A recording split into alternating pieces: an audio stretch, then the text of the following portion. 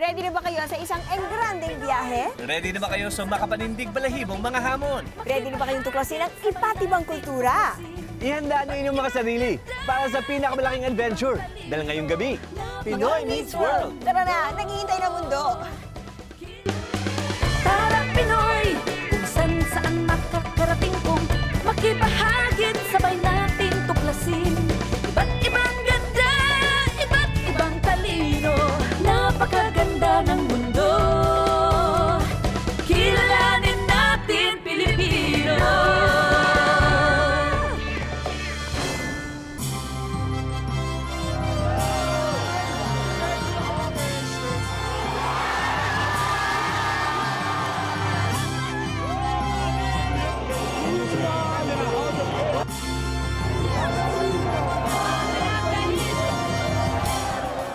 Nung isang linggo, ipinakita namin sa inyo kung paano mag-celebrate ng engrande ang Germans.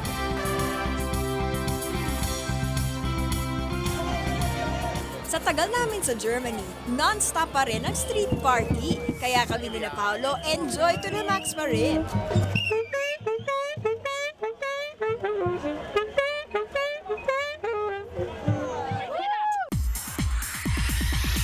First stop, ang capital ng Germany, Berlin. Siyempre partner, kung nasa Germany ka, dapat lang do what the Germans do. At yan ay ang commute sa train. Ayan na.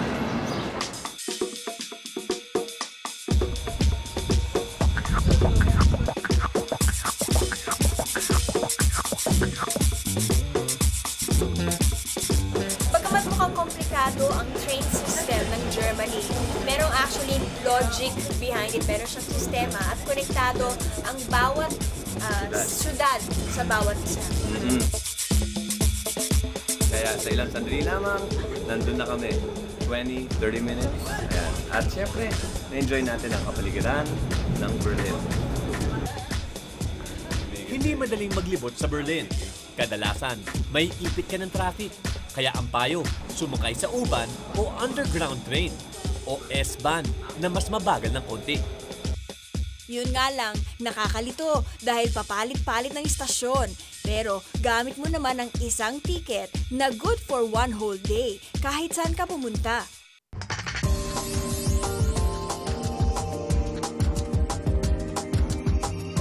Itong newly renovated main station, ang Berlin Hauptbahnhof, na talaga namang makalaglag pa nga.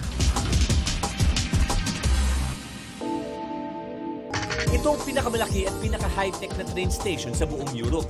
O ano, laban ka. Meron itong 4 na palapag at mahigit 15 rail tracks na sabay-sabay na makakahakot na mahigit 1,000,000 tao kada araw. Wow! Para siyang airport. Ito yung pinagmamalaki ng Berlin, ang kanilang main station. At kompleto. May bookstore, may drugstore. Wow. Dito na nagtitipon-tipon yung mga backpackers, yung mga bumabiyahe across Europe. Makasaysayan ang istasyong ito dahil ito ang naging koneksyon ng Communist East at West Berlin.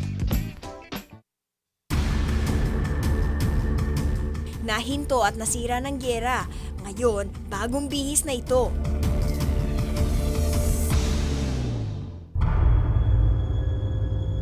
Pero partner, alam mo bang may mga natatagong sikreto ang underground railways ng Germany?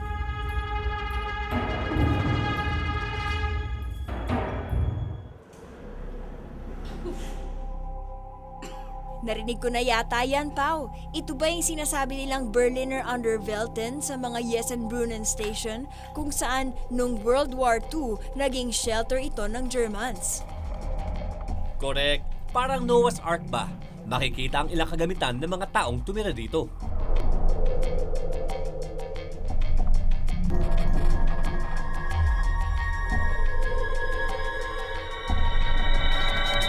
at mga proteksyong maaari nilang gamitin oras na magkaroon ng nuclear air raid attack. At eto pa, Kaya raw itong okupahan ng mahigit 3,000 tao. Sabi nga nila nung panahon ng gyera, may ghost train daw dito. Tren na sikretong bumabiyahe from West to East Germany. Takot naman ako. Biruin mo, araw-araw daan-daang tao ang dumaraan dito. Walang kamalay-malay sa heavy anti-aircraft guns ng mga tauhan ni Hitler noong World War II. Nako, kailangan muna nating huminga, Paolo, at namnamin ang City of Berlin.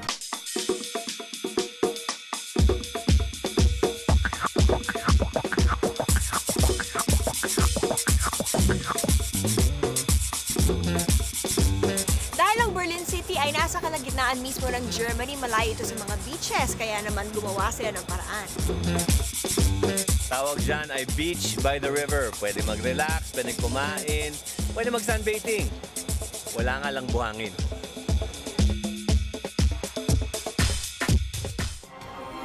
Malayo na nga ang nilakbay ng syudad na ito. Pero kita pa rin ang bakas na iniwan ng gera.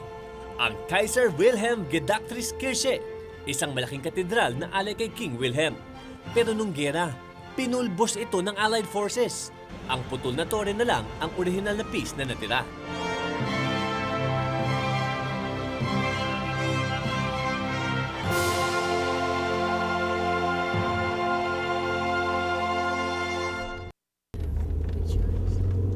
Si Yana, isang documentarist, di man naabutan ng gyera, nasaksihan naman ang buhay ng East Germany nung ito'y komunista pa.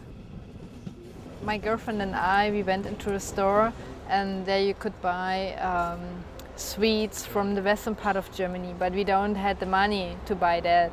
And they kicked us out of the store because we couldn't buy that. But it smells like different. It smells different. Nang bumagsak ang Berlin Wall, separating East at West Germany noong 1989, 10 years old lang siya. Oh, my parents were so happy, and at the first time I wasn't sure what is going on here, but then we went to West Berlin and we saw all the stores, all the things to buy, and the best thing was now we were free to travel.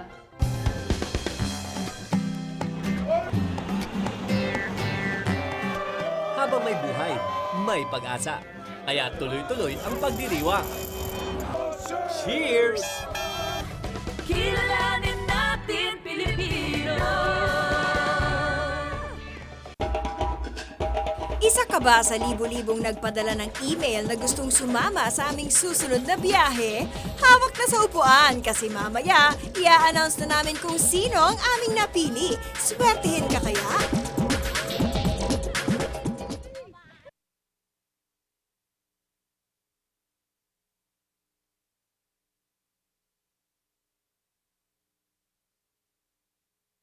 Kilalanin natin Pilipino.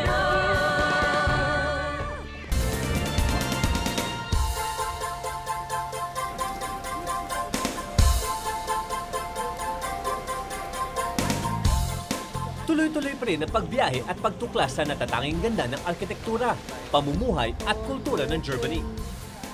Mula Berlin, pinuntahan namin ang state ng Saxony kung saan makikita ang city ng Dresden.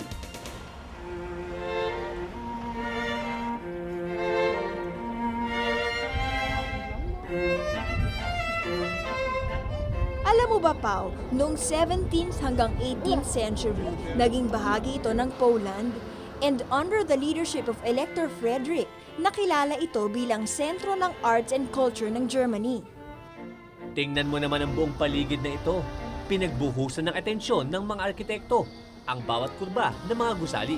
Pero nasubok ang tibay nito nang dumaan sila sa gyera noong World War II dahil bahagi ito ng Eastern Communist side.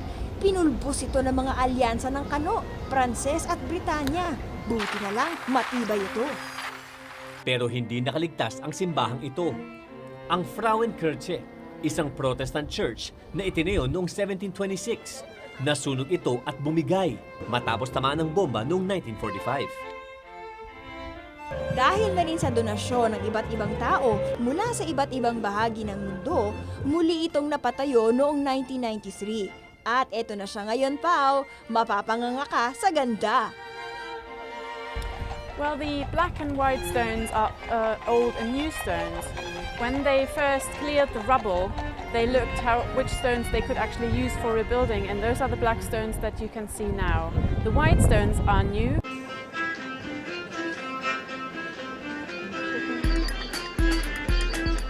At mula nung buksan ito ngayong taon, umabot na sa 1 milyong tao ang bumisita rito. At 1 milyon at isa ako. It's very important for our church to stand for peace, to call for peace, to show that reconciliation can actually work. Napanatili man ang Dresden ang ganda niya, hindi naman ito nakaligtas sa pagsalanta ng umapaw na Elbe River. Binaha ito, at tulad sa ating halusing taas ng taong baha, itong opera house nga, nagmistulang swimming pool na. Pero anong pa man ang mangyari sa syudad na ito? Bagyo man o gera, napatunayan nilang kaya nilang bumangon mula sa pagkakadapa. Haba, parang si Miriam sa Miss Universe. Tama ng pangasar mo, Paulo, dahil didiretso naman tayo sa beer capital ng bansa sa State of Bavaria, ang Munich. Tingnan ko nga ang galing mo sa tagayan. Ap, bagong tagayan. Eto partner, eskwelahan ng mga tumador. May beer university pala dito. Because the industry or the brewing industry is in between quite large, worldwide of course too, and there's of course a need to research the beer and to produce more stable beer that can be exported to different countries. Pinatunayan ng Munich na hindi lang dapat na umiinom basta-basta. Kailangan din pag-aralan ang bawat timpla at sangkap. Mula sa sangkap nitong wheat, malt o grain man hanggang sa paghahalo ng kemikal at fermentation, sinusuri nila. Dito pa lang, nalalasing na ata ako.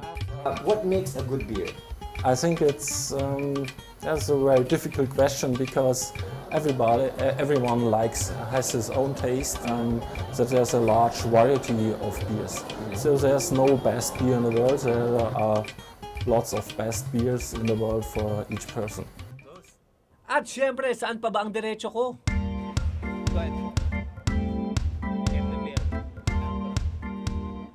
Alam niyo ba ng average German ay nakakaubos na mahigit 121 liters of beer kada taon?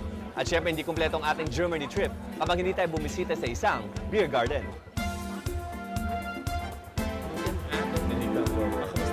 Ich will Bier trinken. Kulang-kulang 1 litrong beer nang nainom ko. Radler ang tawag dito. Ito yung pinaka-mild na beer nila. Pero parang nakakaramdam na akong konting...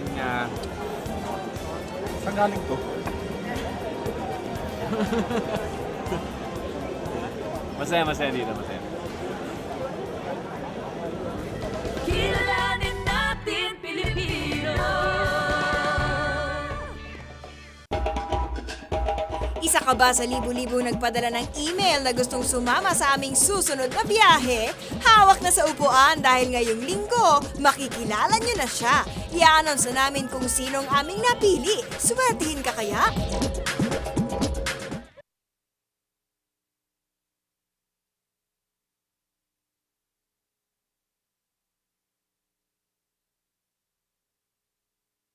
Kilalanin natin Pilipino.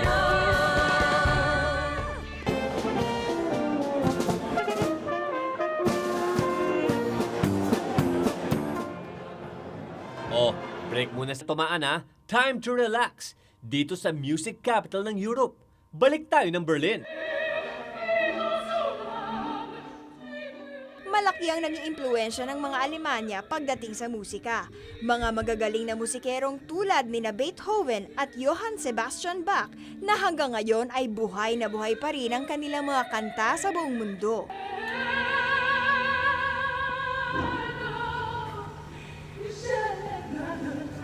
Ba?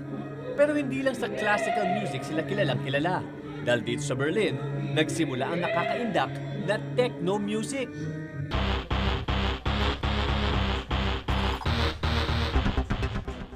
Si Sasha, editor-in-chief ng isang sikat na magazine na Debug.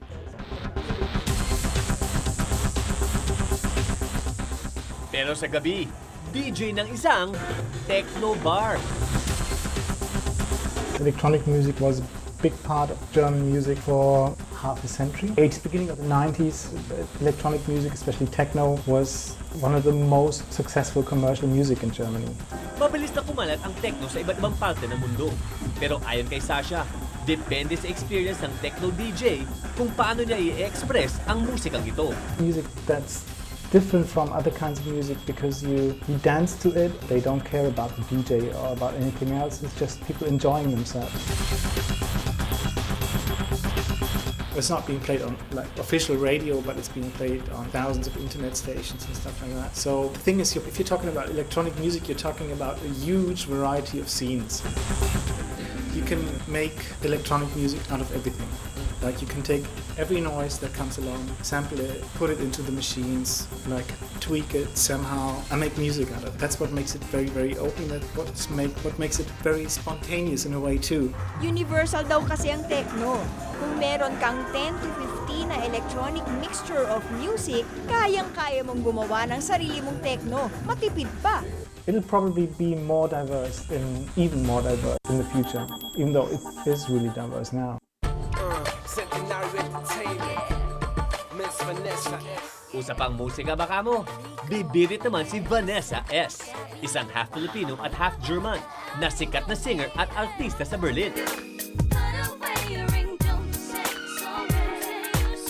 Aba, ala Jasmine Trias pala ito, Paulo. At may pangtapat na tayo sa Pussycat Dolls. Some kinda. At alam mo bang, nakagawa na siya ng 3 album?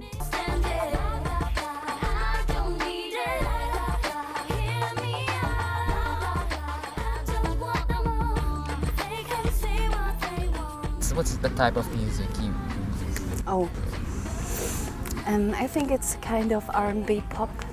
It's a mixture of it. I love hard beats from hip hop, and I love some sounds from the J-Lo stuff, the cute dancing stuff, and yeah, soft vocals and strong personality behind it, and much fun, party.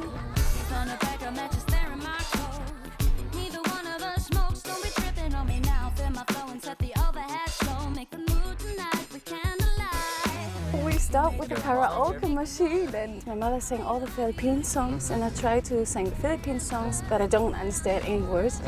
I love the sound of the languages, and I don't know how do you to still say. remember that Filipino song that you sang? Yes, it's from Nerissa, and I think it's not the real video of the karaoke machine, but it was Hanggang Kailan. Do you still remember the Yes. lyrics? Can you sing it for a few stanzas? Hanggang kailan hahanapin, hanggang kailan iintayin na muling ka makapiling. Ikaw nang iibigin, ako'y naghanap pa, ikaw lamang pala, sinta. You hold my soul and think you're clever. Put away your ring, don't say sorry. Nako, subukan mo lang pumunta dito sa Pilipinas at pihadong papatok ka. Kailangan mo ba ng manager?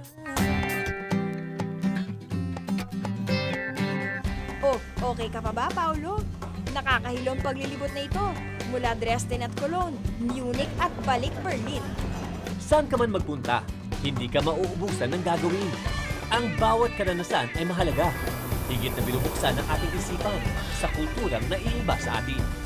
Tama, Pao. Hindi na mahalagang pagod at hilo. Basta't natututo tayo sa bawat hakbang natin sa bansang pinatatag ng pagkatalo at pagtagumpay. Kilalanin natin Pilipino.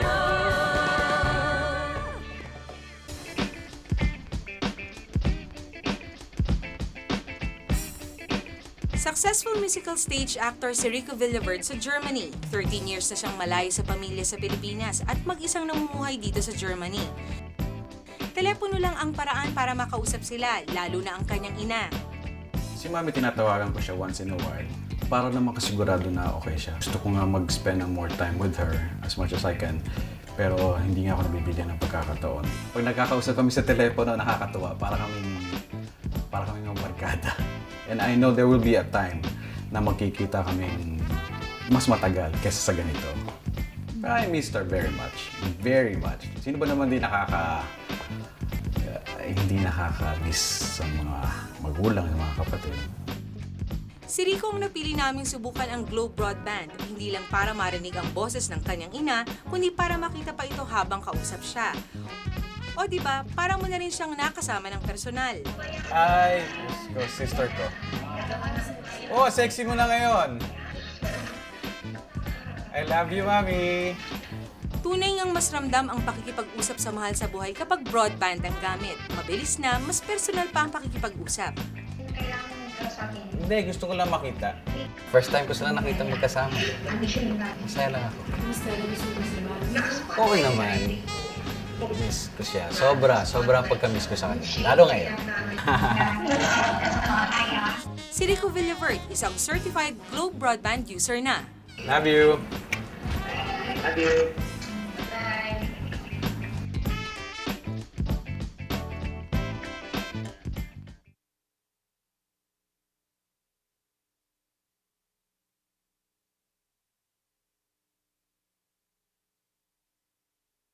Kilalanin natin Pilipino.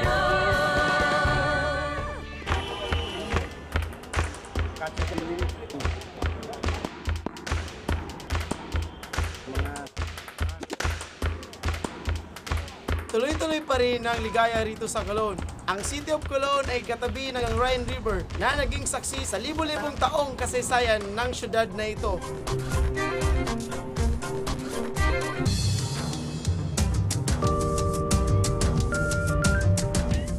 Hanep! Ang kukulay ng mga bahay. Ito ang Fish Mart. Dating bagsakan ng mga isda at daungan ng barko. Ang dating mga lumang bahay, ngayon, tambayan na. Hilera ang mga kainan, inuman at bars.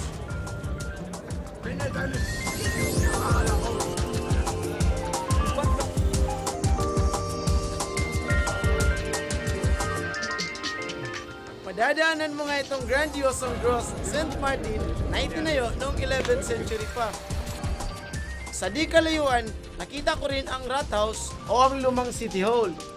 Eh kung ganito na lang kayo pagawa kong bahay.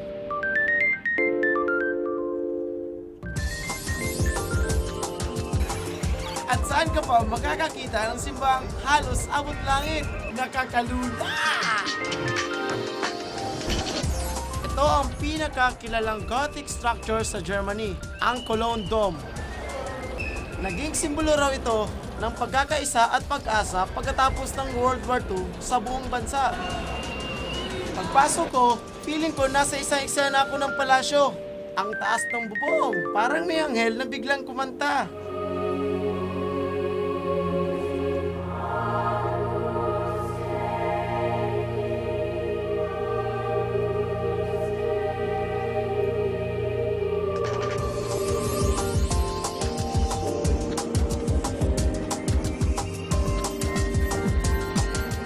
Pwede na po akong pupunta kahit saan. Hataw! Hindi lang pala ako sa Cologne makakaikot, pati rin sa Berlin.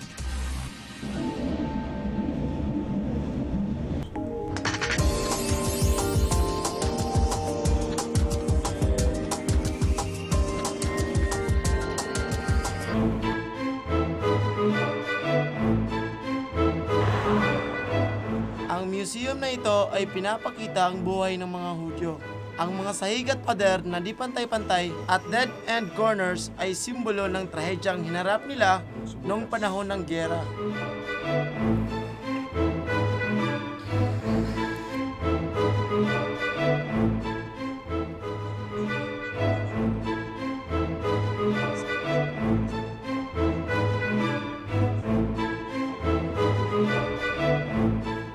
Ito naman ang Garden of Exile.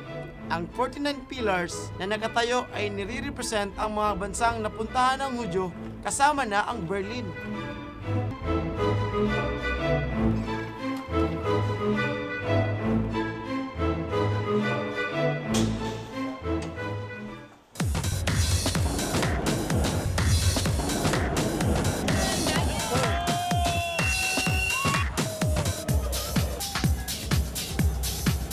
Dito ako ngayon sa Berlin. Saya po. Yun o, laki ng spikes. Lahat po ng coach ko.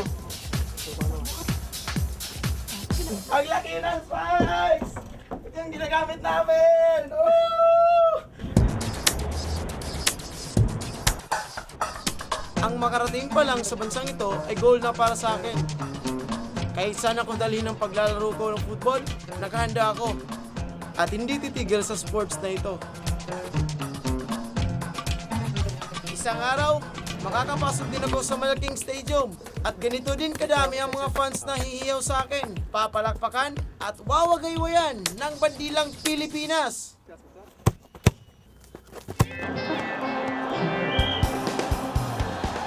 Kung may isang bagay man kaming natutunan sa pagpunta namin sa Germany, ito ay ang maramdaman ang pagiging solid nila, ang unity at spirit na magdiwang ng ganitong event sa kanilang bansa.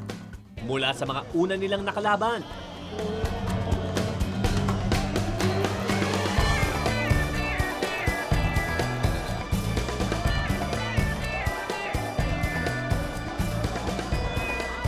Hanggang sa pagkakatalo nila sa mga Italyano, hindi nawala ang kanilang suporta at pag-asa.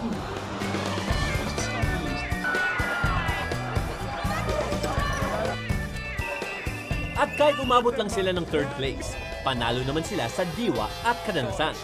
Muli nilang ikinarangal ang kanilang bandila, ang kanilang lahi. At sa huli, Prost! Cheers from Germany!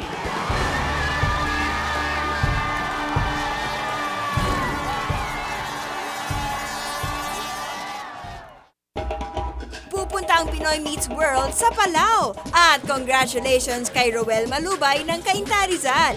Ikaw ang maswerteng isasama namin. O ano pang hinihintay mo? Mag-impake ka na! Sa iba pa naming viewers, don't lose hope. Sa susunod, baka kayo naman ang aming napili.